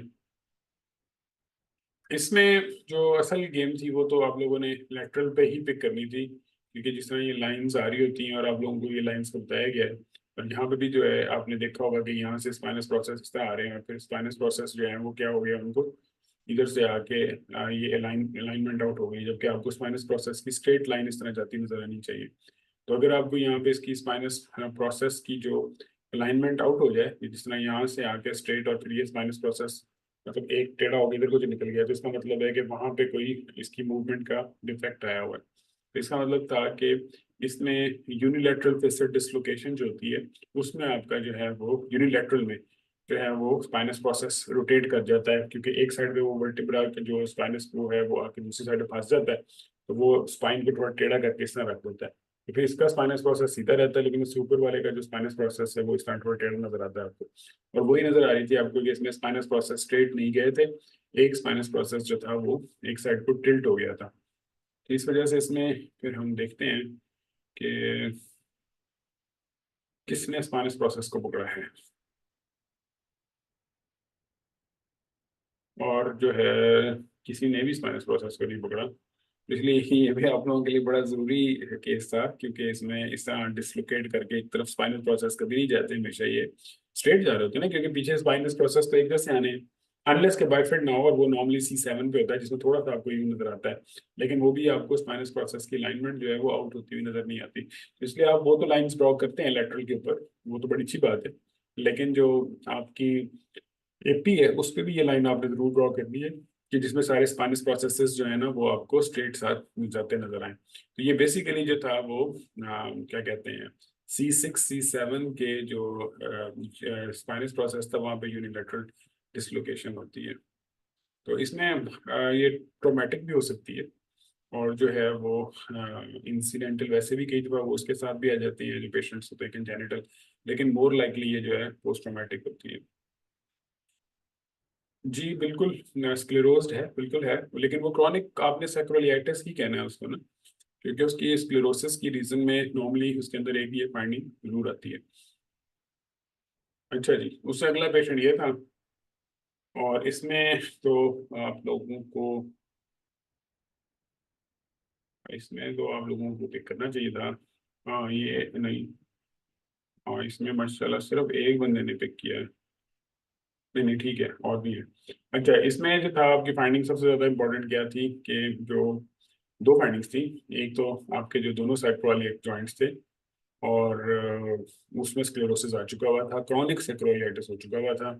उसके बाद जो है कोई रेट्रोपेरिटोनियल कलेक्शन नहीं थी, और इसमें साथ ये थोड़े से ब्रिजिंग ऑस्टियोफाइट्स थे। तो बेसिकली इसमें क्या था कि जो बायलैटरल सेक्रोलियाइटिस, इसलिए मैं आपको बार बार ये एक्सप्रेस इस तरह के दिखा रहा हूँ कि जिसमें जो हिडन फाइंडिंग्स है ना वो भी आपने पिक करनी होती है साथ। और इसमें जो हिडन फाइंडिंग्स थी वो यही थी कि आपने इसमें से,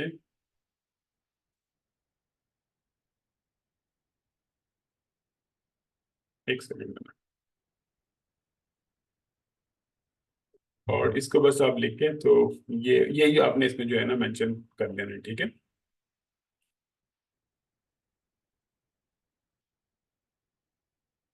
अच्छा जी, उसके बाद ये यानी कि आप लोगों ने इसमें सिंपल बायलैटरल सेक्रोलियाइटिस और एंकलोजिंग स्पॉन्डिलाइटिस, क्योंकि बायलैटरल सेक्रोलियाइटिस में ट्रिकल है, इसके अंदर आप गिरा देना था।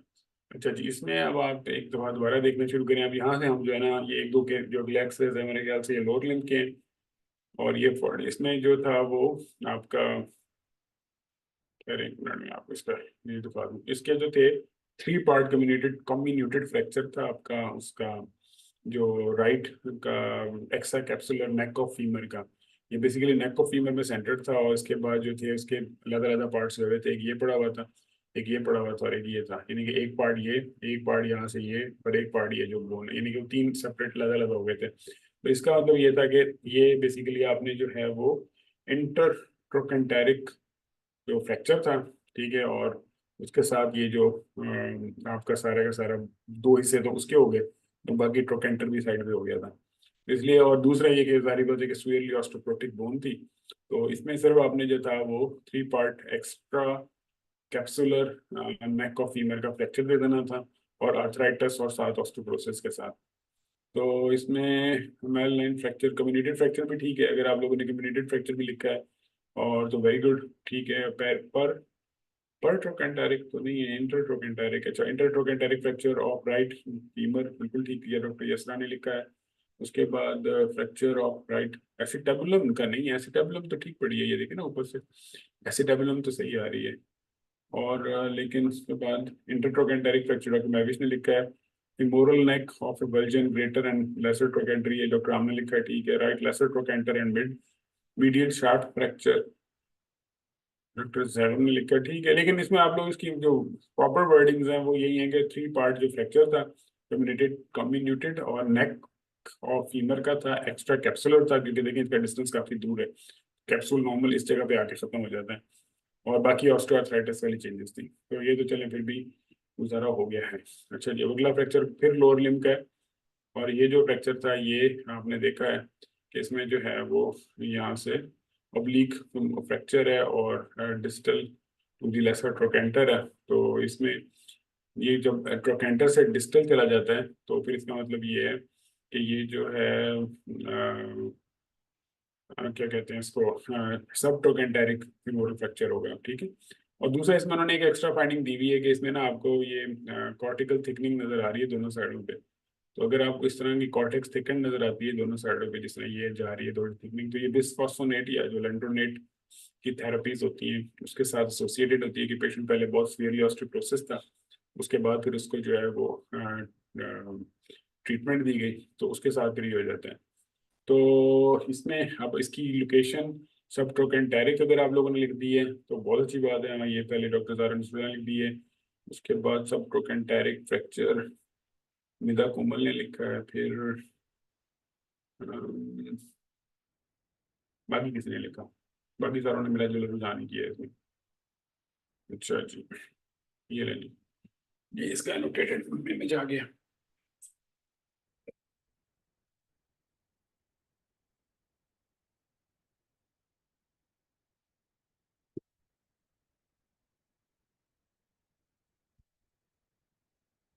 अच्छा जी, उसके बाद फिर आपके पास ये अगला फैक्ट आ गया था, इसमें जो था वो डिसलोकेशन थी टोटल हिप रिप्लेसमेंट की, जिसमें से ये जो पार्ट इसके अंदर होना चाहिए था, ये जो जिस जगह वैसे लाइन बनाई हुई है यहाँ से निकल के ऊपर चला गया था, ठीक है। और आजकल आपको पता है कि जो हिप डिसलोक वो टोटल हिप रिप्लेसमेंट के पेशेंट्स काफी सारे आ रहे हैं, तो इसलिए आपको जो हिप रिप्लेसमेंट का जो आइडिया भी होना चाहिए कि किस तरह की डिस्प्लेसमेंट्स होती है। तो इसमें ऑब्वियसली कि अगर आप लोग इसको भी देखते तो आपको आइडिया था कि ये जो इसका यहाँ पे ये बॉल था ये सॉकेट के अंदर होना चाहिए था, ये यहाँ से मूव करके आउटसाइड पे जा चुका हुआ है। ठीक है, ये देखिए ये से ऊपर चला गया, बाकी ये सारा सही था। और उसके बाद जो है ना इसमें नहीं, इसमें फिर ये सबलक्सेशन तो नहीं, तो डिसलोकेशन है ना। सबलक्सेशन तब होता है जब ये यहाँ पड़ा होता है या यहाँ पे पड़ा होता है ना, तो बाहर निकल गया। डिसलोकेटेड जिसने लिखा है उस प्रोस्थेटिक हेड ऑफ फीमर बिल्कुल सही है। डिसलोकेटेड राइट हिप इम्प्लांट नहीं लिखना था आपने, इसमें हेड की जो है ना वो रिप्लेसमेंट थी, क्योंकि ये जो है ये भी इम्प्लांट का पार्ट है ना।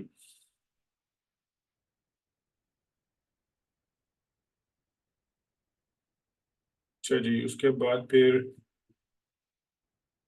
बाकी सारों ने ट्रीटमेंट ठीक लिखा है, डिस्प्लेसमेंट या प्रोस्थेटिक फेलियर या ठीक है। ठीक है, सही है, मुनासिब है। चलिए जी, अगला जो है हम देखते हैं। उसके बाद जो है 49 नंबर, इसमें जो था वो क्या था, आप लोगों ने देखते हैं किस किसने पिक किया है। वैसे मैं पहले इसका वो दिखा देता हूँ, ये देखें, इसमें यहाँ पे मसला था कि इसकी जो ये जहाँ पे ये इम्प्लांट लगा हुआ था उसके अंदर से शैफ्ट जो है वो फ्रैक्चर कर गई थी, ठीक है। और यहाँ से ऑस्टियोपेनिया हुआ था, प्रोस्टेटिक ये जो साथ एक इस तरह की पूरी लाइन जा रही होती है, ये देखिए यहाँ से फ्रैक्चर हो गया ना, थोड़ी सी साइड पे हुई पड़ी है। उसके बाद थोड़ी सी इसके साथ लूजनिंग हुई हुई है, और बस यही इसमें जो था वो इम्पोर्टेंट फाइंडिंग थी कि इसका शाफ्ट का फ्रैक्चर था। तो ये periprosthetic femoral shaft fracture with fracture of cement mental and loose femoral implant, ठीक है जी। और इसलिए जो है ना आपने इसमें जो बस ये फाइंडिंग्स जो थी इंपॉर्टेंट थी इसमें, और ये सारे का सारा यहाँ से फ्रैक्चर लाइन जो है वो क्रॉस कर रही थी। तो इसमें ये स्पाइरल फ्रैक्चर, हाँ ठीक है, पेरीप्रोस्थेटिक जिसने लिख दिया है ना, पेरीप्रोस्थेटिक स्पाइरल फ्रैक्चर, तो ये बस बिल्कुल सही है। उसके बाद फिर fracture of right proximal moral shaft या पेरीप्रोस्थेटिक का वर्ड यूज कर लें तो ज्यादा अच्छा है। और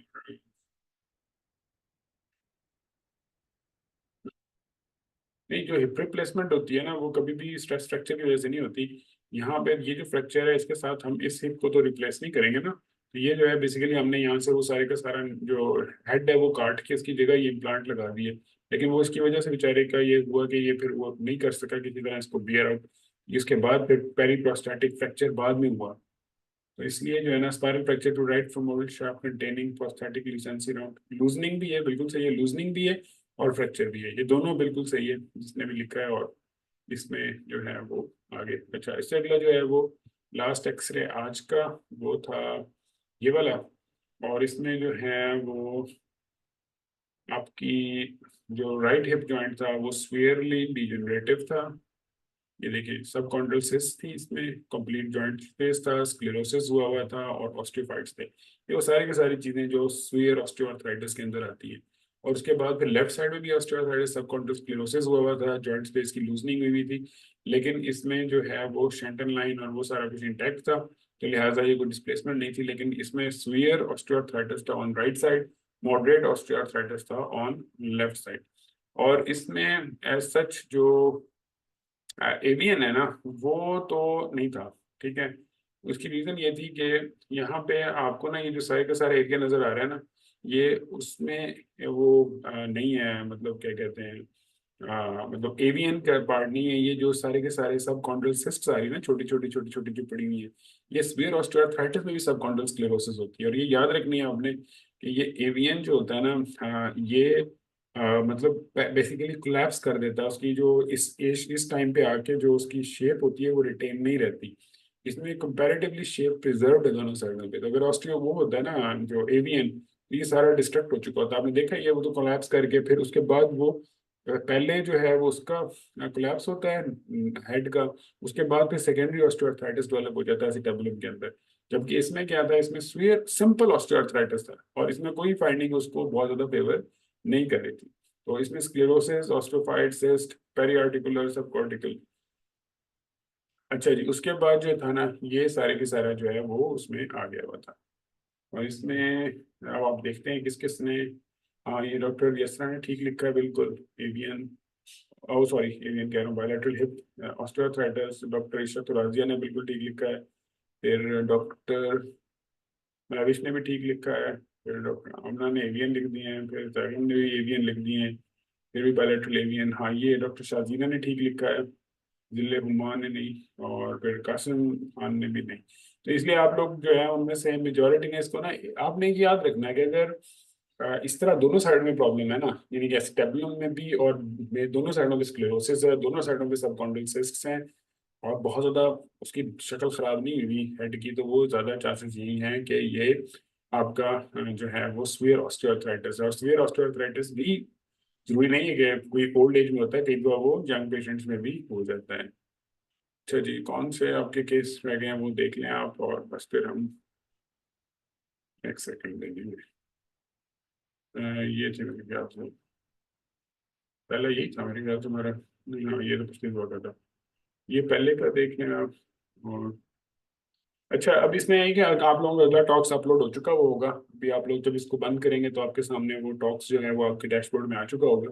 और उसमें 25 आखिरी जो, यानी कि मैं इसके बाद और नहीं दूंगा क्योंकि अगले 25 भी उसके, तो अभी आप ये 25 एक्सरे जो है ये कोशिश करें कर लें। और कल हम इसको जो है वो, एक मिनट सॉरी क्या, तो हम नेक्स्ट जो है ना इसको फिर कल हमने इसको ना डिस्कस करके तो कंप्लीट करना है। और उसके बाद जो है फिर हम कल इसी टाइम पे 9:30 इंशाल्लाह डिस्कशन करेंगे, और 10:30 11 तक जब तक भी होती है। तो उसके बाद फिर हम वेंसडे ऑफ कर लेंगे, और फिर थर्सडे को हम फिर डिस्कशन करेंगे। तो वेंसडे वाले दिन के लिए मैं कोशिश करूंगा कि आपको कुछ वो क्रॉस सेक्शंस दे दूं, ताकि उसमें भी जो है ना आप लोग अब स्टार्ट करें, क्योंकि इसमें भी आप लोग अब आहिस्ता आहिस्ता यूज टू हो रहे हैं। और ये तकरीबन अब आपके पास मतलब किस है, कल तक 150 एक्सरेज हो जाएंगे। और मेरी मशवरा ये है कि इन एक्सरेज को आप ना बार बार रिवाइज करते रहें, क्योंकि एग्जाम में यही इसी तरह की चीज़ें जो हैं वो आती हैं और इसी से मिलती जुलती आती हैं। तो इसमें आप लोग जितने प्रैक्टिस होंगे ना, तो आपको चीज़ें उतनी ही वहाँ पे नजर आएंगी। और मैं एक्सरे को इसलिए ज़्यादा कह रहा हूँ कि इसमें जो प्रॉब्लम है ना सबसे बड़ा, वो आपकी जो मेन इशू आ रहा है ना इसके अंदर, वो यही आता है कि जो एक्सरेज हैं वो हम बहुत यूज टू नहीं है रिपोर्ट करने के लिए, तो वहां पे जाके ना हम फिर इस तरह की बातें लिखते हैं जो एग्जिस्ट ही नहीं कर रही होती। इसमें भी आप देख रहे हैं क्या, मतलब आप लोगों की ज्यादातर के जो चीजें हैं वो प्रॉब्लम यही आ रहे होते हैं इसके अंदर है। जो क्रॉस सेक्शन है ना वो मोस्ट लाइकली ना, मैं कोशिश कर रहा हूँ कि एब्डोमेन की स्टार्ट करूँ आप लोगों के साथ ना, क्योंकि एमएस के तो अब काफी सारा इसमें कवर हो गया है। तो अभी जो ट्यूमर्स वगैरह हैं वो भी हम देखेंगे इसमें, और वो भी ऐसा ऐसा ऐड ऑन होंगे। लेकिन अभी कल मैं आपको डेफिनेटली बता दूंगा कि हम किसके क्रॉस सेक्शंस को स्टार्ट करने लगे हैं। लेकिन अभी फिलहाल हम कोशिश करेंगे कि थोड़े से हम एब्डोमेन को भी अब टच करना शुरू करें। और एब्डोमेन और फिर सीएनएस, ये दो सेक्शंस ऐसे हैं जो हमारे अभी चल रहे हैं साथ साथ। हाँ जी, बेरियम स्टडीज बिल्कुल हैं। वो जिस तरह ही हम एब्डोमेन में जाएंगे तो साथ ही हम बेरियम स्टडीज को भी अच्छा खासा हमने टच करना है, क्योंकि वो भी बहुत ज़रूरी है आप लोगों के लिए। और उसमें मेरी कोशिश है कि हम इसी वीक में बेरियम स्टडीज को भी कुछ ना कुछ टच करना शुरू कर देंगे। तो मोस्ट लाइकली मेरा ख्याल है कि अब वेंसडे वाले दिन हम इसको हम करते हैं। मेमोग्राफी जो है ना वो असल में प्रॉब्लम ये है कि उसमें मैं आपको बता देता हूँ कि मेमोग्राफी में प्रॉब्लम ये है कि उसमें बहुत ज़्यादा कुछ नहीं है आप लोगों का करने के लिए। उसमें या मैलिग्नेंट है या बेनाइन है, बस आप लोगों ने इतना ही फाइंड करना होता है, और उसके बाद आपके उसमें नंबर तकरीबन पूरे आ जाते हैं। बाय रेट कैटेगराइज करना होता है आपने। तो उसमें फिर आप बहुत ज़्यादा केसेस करके भी आप लोग एंड में इवेंचुअली उधर ही बैठे होते हैं कि ये बेनाइन है या मैलिग्नेंट है। तो इसलिए मेरा ख्याल है कि उसमें बहुत ज़्यादा हम टाइम नहीं लगाएंगे, लेकिन हम कुछ ना कुछ आप लोगों को आइडिया दे देंगे कि रिपोर्ट करना कैसे है आपने उसको, मेमोग्राफीज को। ठीक है, बस अब इंशाल्लाह फिर हम यहाँ पे इसको क्लोज करते हैं। और उसके बाद जो है फिर हम कोशिश करते हैं कि कल अब आप लोगों ने इंशाल्लाह ये टेस्ट कोशिश करें पूरे कर लें 25 केसेस का, ताकि हम जो है ना फिर कल इस पे डिस्कशन करके तो इसको हम कोशिश करें कंप्लीट करने की। ठीक है, तो वो आ चुका होगा आप लोगों के सामने ना, तो अब वो कोशिश करें अभी से बैठ जाएं ताकि कल तक आप लोग इसको कर लें, ताकि फिर कल हम आपको रात को जो टॉक्स दें तो उसमें आप लोगों के पास फिर थोड़े से क्रॉस सेक्शंस और ये वो चीज़ें आनी शुरू हो जाए। ठीक है, फिर बहुत शुक्रिया, फिर इंशाल्लाह मुलाकात होती है कल रात को। जज़ाकल्लाह।